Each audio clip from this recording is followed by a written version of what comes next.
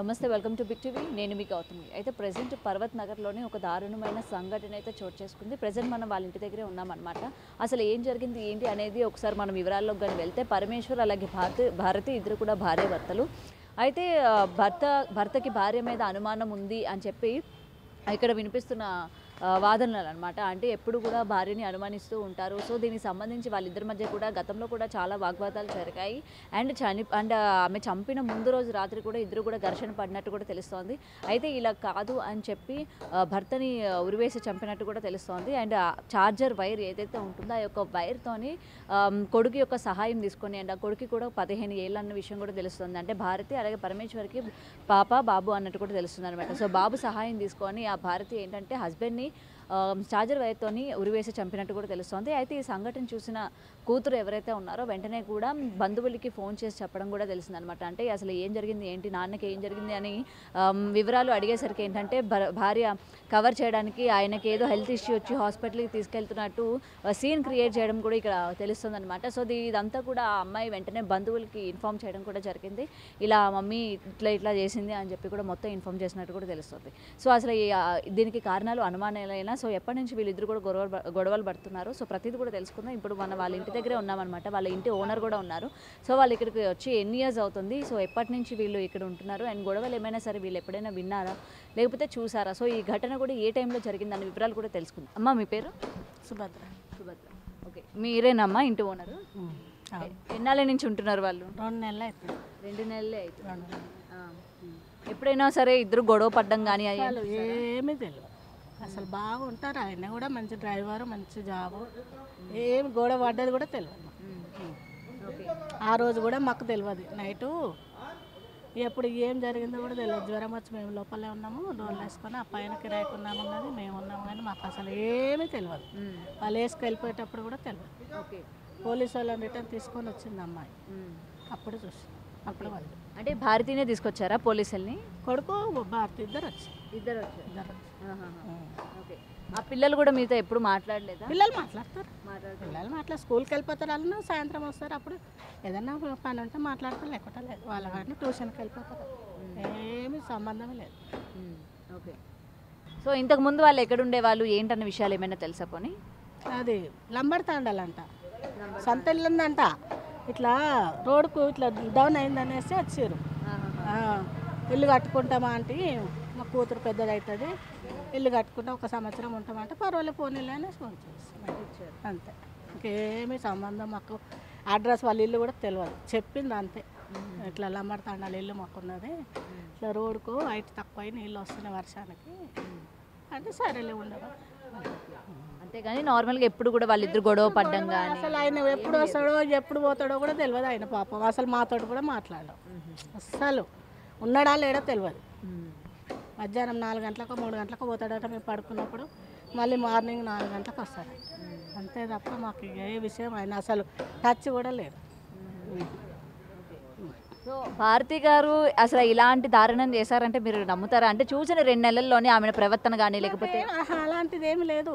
అసలు ఎప్పుడైనా గొడవ పడితే నేనే కాల్ చెప్పిస్తుంటే, అసలు ఏం గొడవ కూడా ఆమె మీతో బాగానే ఉండేవాళ్ళ? బాగా అంటే ఆమె డ్యూటీకి వెళ్ళిపోయి 5 గంటల వర్క్ చేస్తుంది. బిగ్ బాస్లో ఏమో చేస్తుంది అంట, జొమాటోలో. ఆమె పొద్దున పోయి సాయంత్రం వస్తుంది. ఆమెకు మాకు టచ్ ఏమి లేదు. తెల్లారి పోలీసు వాళ్ళు వచ్చినప్పుడు మేము అనుకున్నాం ఏదో కార్యవాయికి వచ్చారు అనుకున్నాం.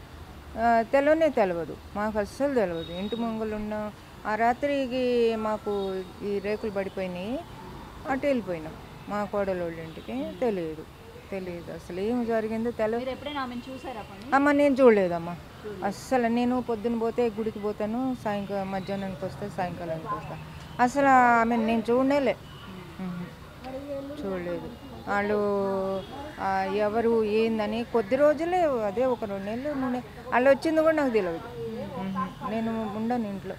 సో అయితే ఇదండి ఇప్పుడు మనం చూస్తున్నాం కదా ఇంటి ఓనర్ అలాగే కొంతమంది ఇక్కడ చుట్టుపక్కల వాళ్ళతో కూడా మాట్లాడిన తర్వాత తెలిసిన విషయాలు ఏంటంటే వాళ్ళు ఇక్కడికి వచ్చి 2 నెలలే అవుతుందని. ఇంతకుముందు వాళ్ళు ఏంటంటే తాండా పరిధిలోని ఉండేవాళ్ళు, అంటే అక్కడ వాళ్ళ ఓన్ హౌస్లో ఉండేవాళ్ళు అని కూడా చెప్తూ ఉన్నారు. ఓనర్ గారి మాటల్లో మనకి ఇప్పటివరకు తెలిసిన సమాచారం ఏంటంటే ఇదే అనమాట.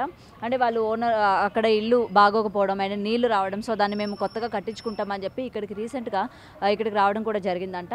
అండ్ ఎప్పుడూ కూడా వాళ్ళకి సంబంధించి గొడవలు కానీ లేకపోతే ఇలాగా అనుమానాస్పదంగా భర్త భార్యను కొట్టడం కానీ, సో ఇట్లాంటి ఇన్సిడెంట్స్ ఎప్పుడు కూడా మేము వినలేదు, కనీసం చూడలేదు అనే విషయం కూడా ఇక్కడ ఇంటి ఓనర్ అలాగే చుట్టుపక్కల వాళ్ళు కూడా చెప్తూ ఉన్నారు. ఇంకొకటి మనకి ఇక్కడ తెలుస్తుంది ఏంటంటే భర్త ఎప్పుడూ కూడా భార్యని హింసించేవాడు, అంటే అనుమానం పెట్టేవాడు. అండ్ దీనికి సంబంధించి ఆమె మాదాపూర్ థానాలో కూడా ఏంటంటే పలుమార్లు ఆమె అక్కడ ఫిర్యాదు చేసినట్టు కూడా తెలుస్తోంది. అంటే మాదాపూర్కి సంబంధించి అక్కడ పోలీస్ స్టేషన్లో కూడా ఆమె ఫిర్యాదు చేసినట్టు కూడా తెలుస్తుంది భర్త పైన, అంటే ఇలాగ అనుమానిస్తున్నాడని లేకపోతే ఇలాగ కొడుతున్న విషయం కానీ ఆమె అక్కడ పోలీస్ స్టేషన్లో కంప్లైంట్ ఇచ్చినట్టు కూడా తెలుస్తుంది. అండ్ కంప్లైంట్ ఇచ్చిన తర్వాత కూడా ఈయన ఎప్పుడు కూడా వైఖరి అంటే ఆయన యొక్క పద్ధతి తీరు కావచ్చు మార్చుకోకపోవడం కూడా ఇక్కడ మనకి ప్రధానంగా తెలుస్తుంది అనమాట.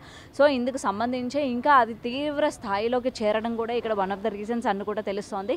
అండ్ అది తీవ్ర స్థాయిలోకి వెళ్ళిన తర్వాత అది ఏ టైంలో జరిగింది ఏంటి అనేది ఏంటంటే ఇక్కడ మనకి క్లియర్గా లేదు. ఎందుకంటే ఓనర్ గారి మాటల్లో కూడా ఏంటంటే ఎప్పుడు మధ్యాహ్నం జరిగిందా నైట్ జరిగిందా అన్న విషయాలు కూడా ఏమాత్రం కూడా తెలియలేదమ్మా అని కూడా ఇక్కడ వాళ్ళు చెప్తూ ఉన్నారనమాట. మరి ఏ టైంలో జరిగిందో ఏమో కానీ కొడుకు యొక్క సహాయం తీసుకొని ఆల్రెడీ మనం ఇంతకుముందు మనం మెన్షన్ చేసినట్టు కొడుకుకి 15 ఏళ్ళు అండ్ కూతురికి 12 ఏళ్ళలాగా ఇక్కడ తెలుస్తుంది అనమాట. అండ్ కొడుకు సహాయం తీసుకొని భర్తని కిరాతకంగా చార్జర్ వైర్తోని ఉరివేసి చంపినట్టు కూడా తెలుస్తుంది అనమాట. సో చంపేసిన తర్వాత ఆమె ఏంటంటే చంపినట్టు తెలియకుండా ఉండాలి అని చెప్పి ఇది మొత్తం కూడా ఏంటంటే ఆయనకి హెల్త్ బాగాలేక హాస్పిటల్కి తరలిస్తున్నట్టు అంబులెన్స్కి కాల్ చేసి ఆమె హాస్పిటల్కి తీసుకెళ్తున్నట్టు ప్రయత్నాలు చేయడం. అండ్ ఆ కూతురు ఏంటంటే అసలు వచ్చి ఆరా తీయడం కూడా జరిగిందంట ఇక్కడ. ఎందుకంటే అసలు ఏం జరిగింది ఏంటి, నాన్న ఎందుకని సడన్గా ఇలా పడిపోయారు ఏంటి అని చెప్పి ఆమెకి కొంచెం అనుమానం కూడా వచ్చినట్టు కూడా ఇక్కడ తెలుస్తుంది. సో వెంటనే బంధుమిత్రులకి కాల్స్ చేసి ఇట్లా చెప్పడం కూడా జరిగింది. అండ్ దాని తర్వాత బంధుమిత్రులు అందరూ కూడా ఇక్కడికి వచ్చి పోలీసులకి ఫిర్యాదు చేసినట్టు కూడా తెలుస్తుంది. అండ్ పోలీసులు వచ్చినంత వరకు కూడా వీళ్ళ ఇంట్లోని ఇలాంటి ఇన్సిడెంట్ జరిగిందన్న విషయం ఇక్కడ వీళ్ళకి తెలియదు అని కూడా ఇక్కడ క్లియర్గా మెన్షన్ చేస్తున్నారనమాట. అంటే ఏంటంటే ఒక ఇంటి ఓనరు ఇంట్లో అసలు మనకి రెంటల్స్ ఏం జరుగుతుంది అసలు ఏం చేస్తున్నారు అన్న విషయాలు కూడా పట్టించుకోలేని పరిస్థితి అనమాట. అంటే ఇక్కడ ఆమె చెప్తుంది ఏంటంటే ఆమెకి హెల్త్ ఇష్యూస్ ఉన్నాయి, హెల్త్ బాగాలేదు, అందుకనే పైకి వెళ్ళలేని సిచ్యువేషన్, అందుకే వాళ్ళ ఇంట్లో ఏమైనా గొడవలు జరిగినా లేకపోతే ఈ ఇన్సిడెంట్ ఎప్పుడు జరిగింది ఏంటి అన్నది కూడా మేము ఫోకస్ చేయలేకపోయాము హెల్త్ ఇష్యూస్ వల్ల. ఎందుకంటే మనం చూస్తున్నాం 2-3 రోజులుగా కంటిన్యూస్గా వర్షాలు పడుతూ ఉన్నాయి, దీనికి సంబంధించి అందరూ కూడా జ్వరాల బారిన కూడా పడుతూ ఉన్నారు. సో వీళ్ళ ఫ్యామిలీలో కూడా సేమ్ ఇన్సిడెంటే జరిగిందనమాట. సో అందువల్ల ఈమె ఎక్కువగా ఫోకస్ చేయలేదు అన్న విషయం కూడా ఇక్కడ తెలుస్తోంది. సో అసలు ఈ ఇన్సిడెంట్ పోలీసులు వచ్చి చెప్పినంత వరకు కూడా ఈమెకి తెలియలేదు అని చెప్తూ ఉన్నారనమాట. అండ్ పోలీసులు వచ్చి ఇంటికి మొత్తం కూడా లాక్ వేసినట్టు తెలుస్తుంది. మరి ఆ అమ్మాయి ఎక్కడుంది ఏంటి, అమ్మాయిని ఆల్రెడీ ఇప్పుడు ఎవరైతే హత్య చేశారో భారతి అలాగే కొడుకుని అదుపులోకి తీసుకున్నట్టు కూడా తెలుస్తుంది. మరి అమ్మాయి బంధుమిత్రులు వాళ్ళ ఇంటికి తీసుకుపోయారా ఏంటనే విషయాలు ఇంకా తెలియలేదు. మరి చూడాలి దీని వెనక ఇంకేం కారణాలు ఉన్నాయి, అంటే నిజంగానే ఇంతలాగా హింసించేవారు, అసలు హింసించడానికి గల కారణాలు ఇదేనా లేకపోతే ఇంకేమైనా ఉన్నాయా అన్న విషయాలు కూడా ఇంకా పోలీసులు దర్యాప్తు చేస్తున్నట్టు కూడా తెలుస్తోంది. కెమెరామెన్ నరసింహతో Gautami reporting, Hyderabad. For more videos like this, subscribe Big TV channel.